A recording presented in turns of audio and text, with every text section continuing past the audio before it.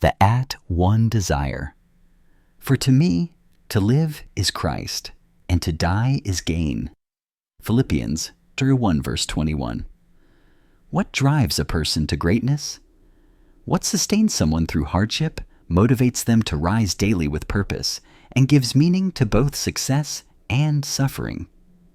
The answer, for many, is a single, focused desire. A passion that shapes every aspect of their life. Take Bob Feller, for example. As a young boy, Bob didn't just play baseball, he lived it. At the age of 5, he was already spending hours each day throwing a ball through a hole in the wall of his family's barn. By 10, his father recognized his gift and built him a full playing field on their farm.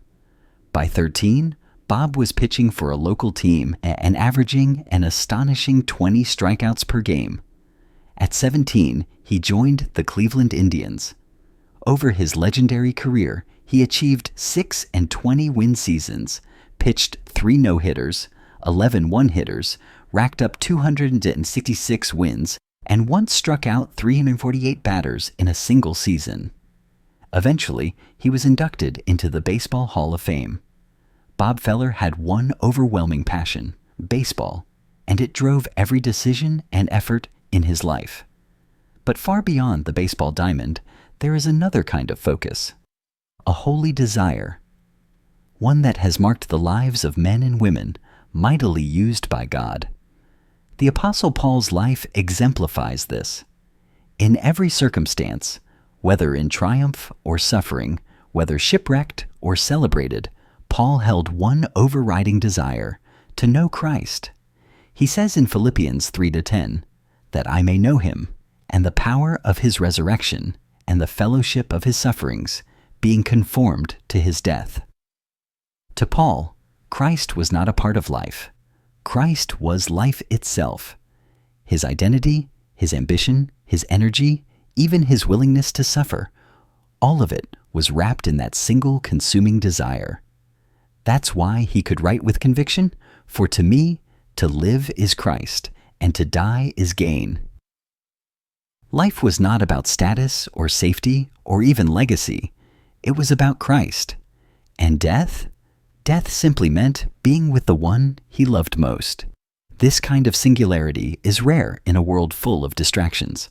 Today, so many of us are pulled in countless directions, chasing career, comfort, approval, or even ministry success. But what would our lives look like if we, like Paul, and like Bob Feller in his own way, were consumed by one ultimate pursuit? Imagine a generation whose one desire is not wealth or popularity or ease, but Christ. A people who measure life not by accomplishments, but by intimacy with the Savior.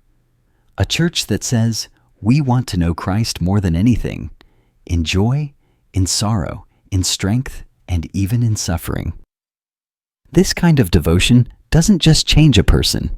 It transforms families, communities, even history. It's the difference between being busy for God and being deeply rooted in God. One desire, one passion, one focus, Christ. So we pray, Lord, create in us one all-encompassing desire to be like your Son. Let that desire surpass our comforts, our fears, and our plans. Let it shape how we love, how we give, how we work, and how we suffer. Let it echo in every corner of our lives. And when our final breath comes, may we be able to say with Paul, for to me to live is Christ, and to die is gain. Because a life given fully to God becomes a God-filled life.